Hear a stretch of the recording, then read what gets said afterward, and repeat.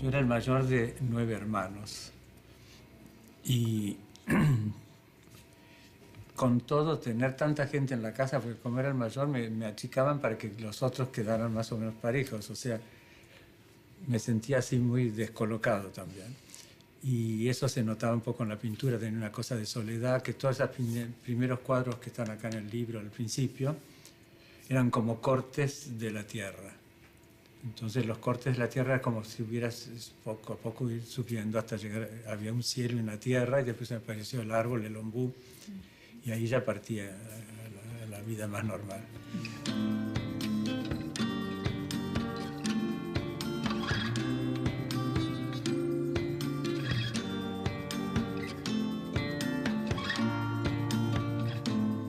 Este tema primero era completamente onírico, una cosa rarísima, eran cielos y tierras y cosas que no se veía lo que eran. Pero después, para entrar en la modernidad, me metí con los colectivos, me metí ya con la cosa pop, las familias. Me gané una beca a Francia por un año y me quedé 15 en total, digo, entre idas y vueltas y qué sé yo. Y bueno, fue ahí donde realicé muchas de esas primeras cosas que las llevé a Francia y las expuse. Yo llego a París en ese momento con telas de Buenos Aires, hacia arriba de un autito diminuto, así, 2 caballos, no sé. Y estaba Restany esperándome, qué sé yo. Mostré mis cosas, las galerías iban diciendo no, a la de al lado, a la de al lado, a la de al lado. Yo me recorrí todo eso. Y al año estaba exponiendo ya bien con Iris Clat, que es una galería muy importante que hubo en ese momento allá, y también con representando Francia en Montreal, por ejemplo, con otros 2 franceses. Me eligieron a mí, nunca supe quién me eligió, así que una cosa rarísima que aparecía en Montreal. Y bueno, y ahí me fui introduciendo y como fueron saliendo bien las cosas, me fui quedando.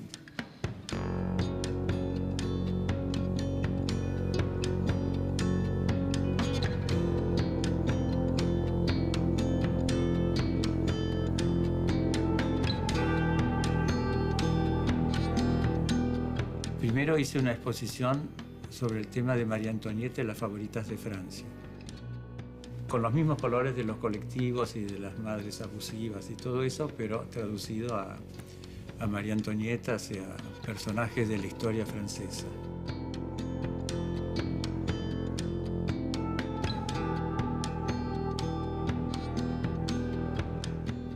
Y el próximo paso que quise dar, dije, bueno, porque me divirtió mucho armar una María Antonieta jugando a la pastora. Entonces tenía corderitos y animalitos y no sé qué. Entonces empecé con ese tema, pero recortado en acrílico. Entonces iba cortando los acrílicos, los trabajaba y que hay toda una serie de pop con acrílico. Y cuando se expuso eso, dijimos, yo pensé cómo hago el salto más importante, que es cómo se sigue adelante después de los acrílicos. Y entonces ahí se me ocurrió salir a la calle y empezar completamente otra historia, que es el arte social, como digo yo, que es colorear las aguas, meterte con otro público, encontrar el público en la calle, trabajar en la misma dimensión. Y ahí hay un cambio ya total. Los cuentos que te estoy haciendo son paulatinos, pero son muy rápidos, es de un año al otro. Y después ya empiezo con las coloraciones.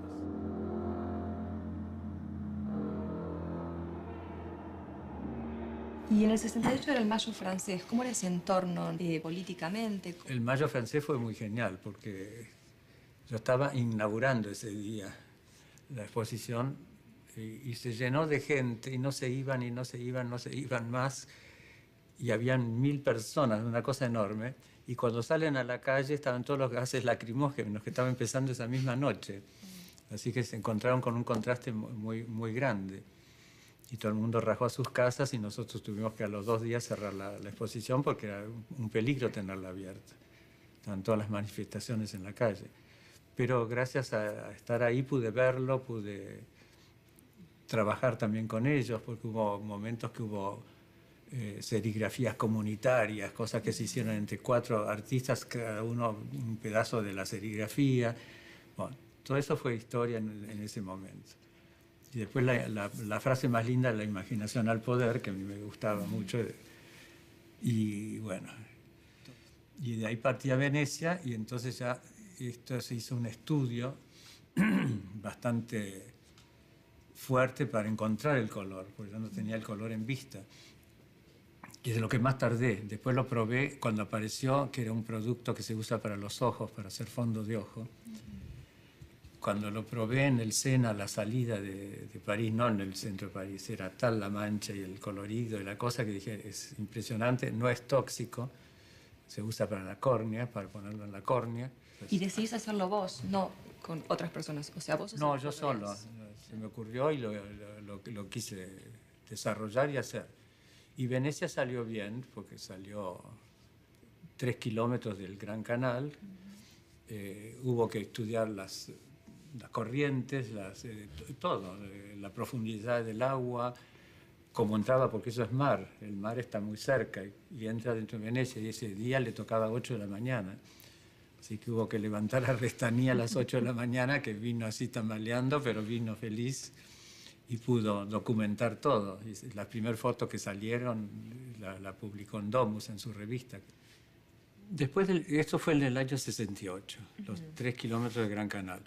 Se planeó para la próxima Bienal de Venecia, o sea que era del 70, volver a colorear el agua de Venecia, agregándole coloración en 2 continentes. Se hizo un cuadrilátero conceptual que era hidrocromía intercontinental, se llamó, en el año 70. Y después de eso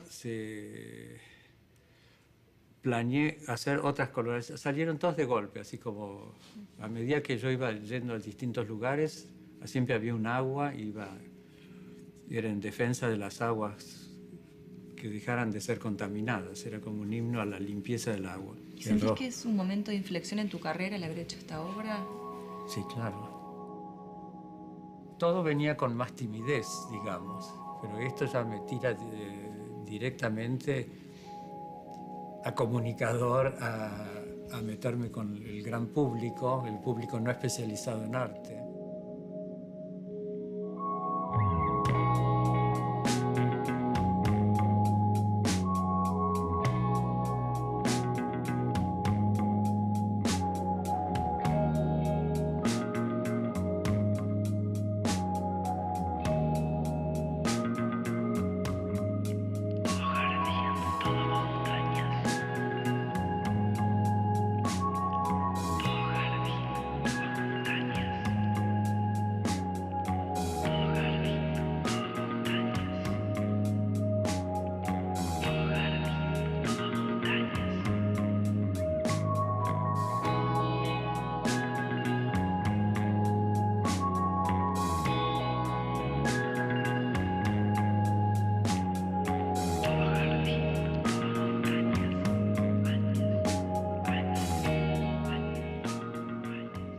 A partir de esa coloración de los 4 puntos, hubo montones de otras coloraciones.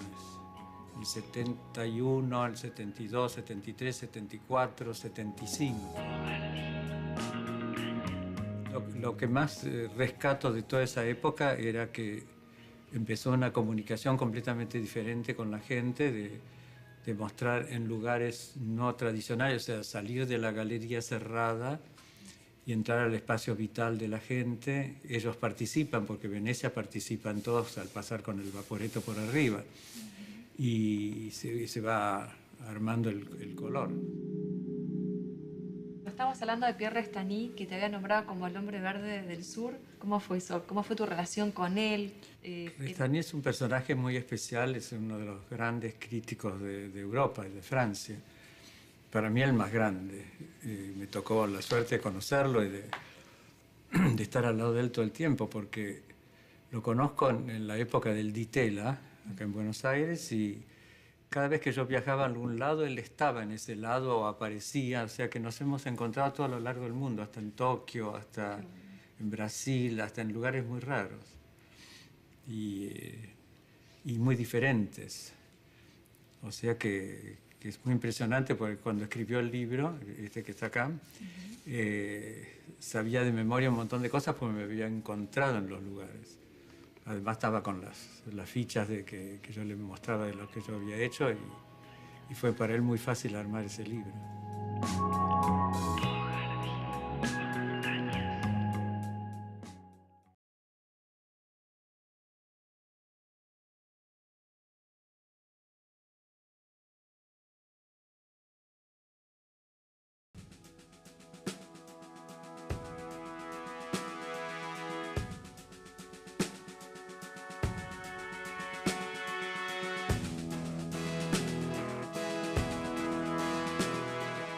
Y estas son la hidrocromía intercontinental, que empieza en New York, ahí, el East River,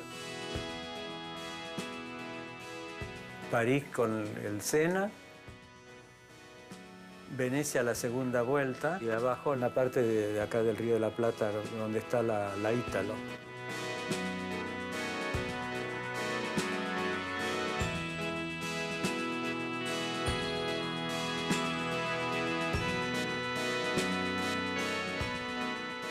En realidad fuiste un antecesor del land art en un punto, ¿no? Antes que los empaquetamientos de Cristo o Smithson. Yo a veces digo en chiste, soy antes de Cristo. Las cosas de gran escala. Él hizo cosas chicas hace mucho tiempo, pero chicas dentro de una calle o cosas así. En cambio, la coloración esta de Venecia tiene 3 kilómetros de largo, porque después es como un pulmón que respira. Después se fue a la noche. 8 de la mañana empezó, 8 de la noche se retira la marea y se va.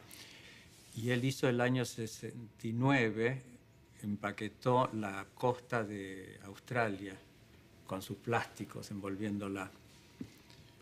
La diferencia que teníamos, aparte del año de diferencia, es que él empaqueta y encierra y poluye también. Eso es lo que le han criticado los ambientalistas, cuando él envuelve las islas y cuando hace cosas así, de que todos esos plásticos quedan tirados al agua y todas esas cosas, como que no le importa la contaminación.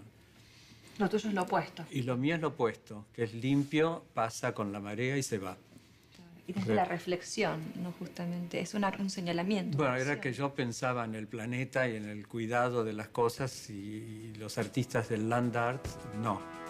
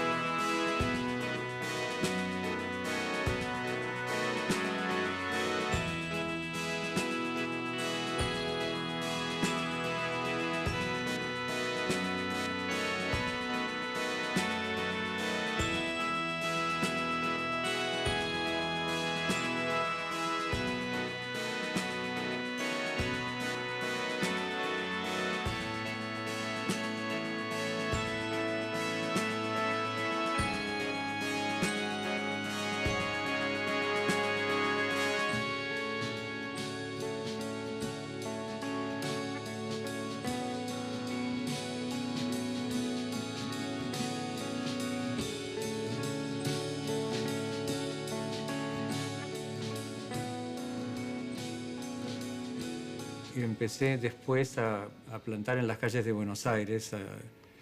En un momento se hicieron, ya no me acuerdo, pero hubo una cosa enorme de plantación en todas las veredas. Donde faltaba un árbol se plantó, con parques y paseos. Y después la 9 de julio con árboles autóctonos se hizo durante 14 años. O sea, todos los 9 de julio se plantaba la 9 de julio. Se organizó con gente que viniera, María Elena Walsh o Marta Minujín, todos traían su planta, María Luisa Bember, pero a lo largo se fue plantando y plantando y plantando y ahora están muy grandes los árboles. Y se hizo de Constitución al Bajo, que también yo lo llamé el Río Verde, que une el norte con el sur.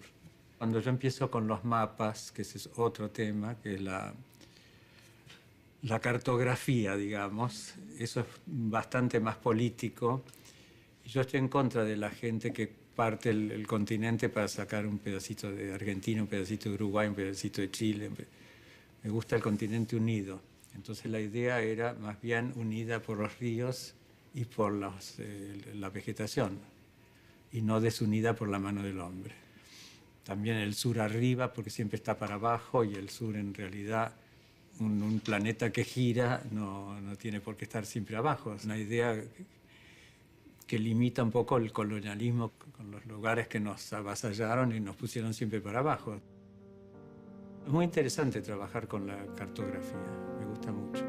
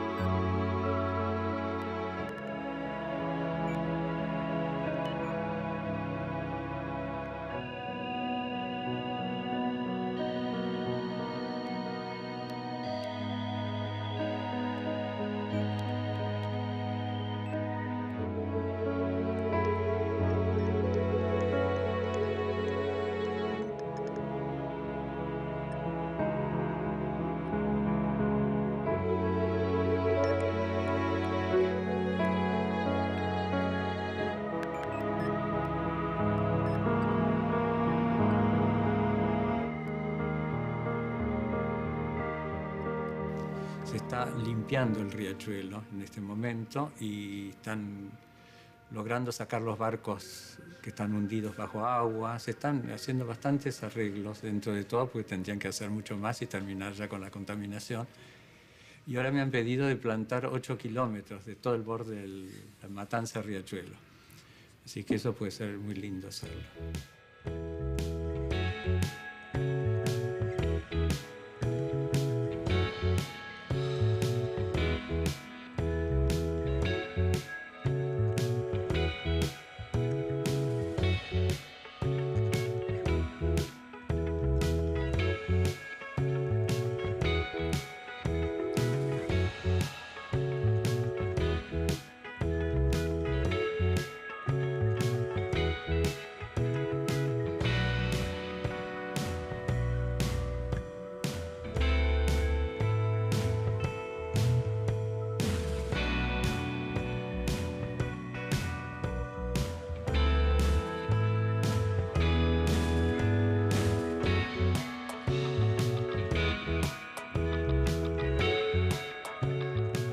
Lo del riachuelo están limpiando mucho más, están ocupándose mucho más, ya tienen también ataques de los jueces que tienen que pagar una multa si no se hace.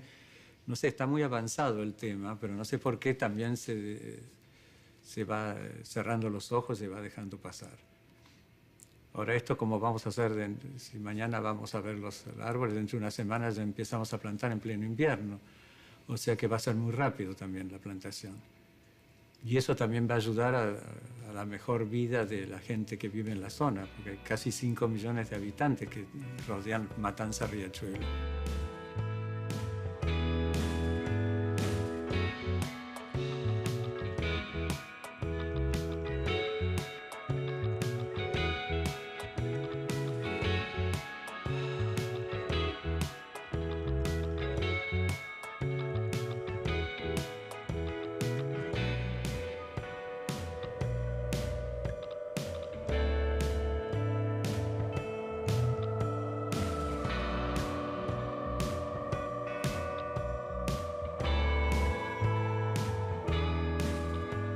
Hablando del poder, me acordé de la muestra en lo de Mamán, que eran Sí. muebles que también remitían a ética. Víctimas y victimarios, sí. Que esa exposición me gustó mucho hacerla, que están acá algunos de los muebles, que son muebles comunes y corrientes que se han hecho seriados así en gran escala en el mundo, digamos, y que si la madera tomara memoria, ponerle que la tome, se enverdece el mueble y quiere volver a ser árbol, volver al monte o volver al bosque, volver de donde salió.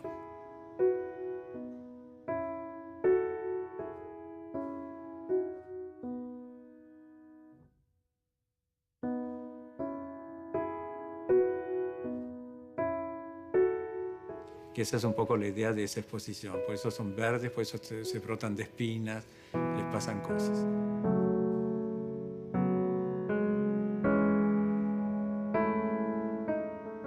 Hay una serie de tablas de lavar, como decir, laven la conciencia. Entonces está la silla del político corrupto, la silla del juez corrupto. Y tengo varias más por hacer más adelante. La exposición se cerró con la parte muebles, pero quedó abierta la parte corrupción porque no ha parado todavía.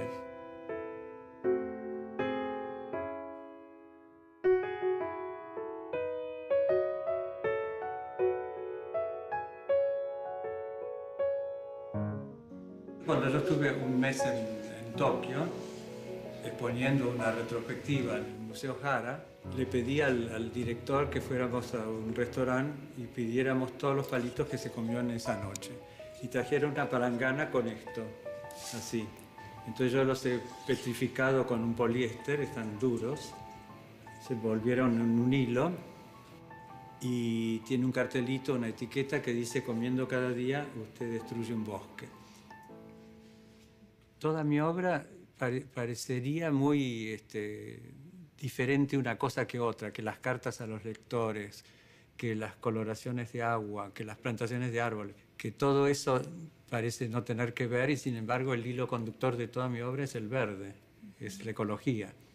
O sea que la tengo muy clara, ya no se sale más, aunque hayan distintas formas de operar, responden a lo mismo. Por eso te decía esas frases tan lindas de Restany que dice en un cierto momento que todo tiene igual sentido de obra de arte, tanto que sea una o la otra.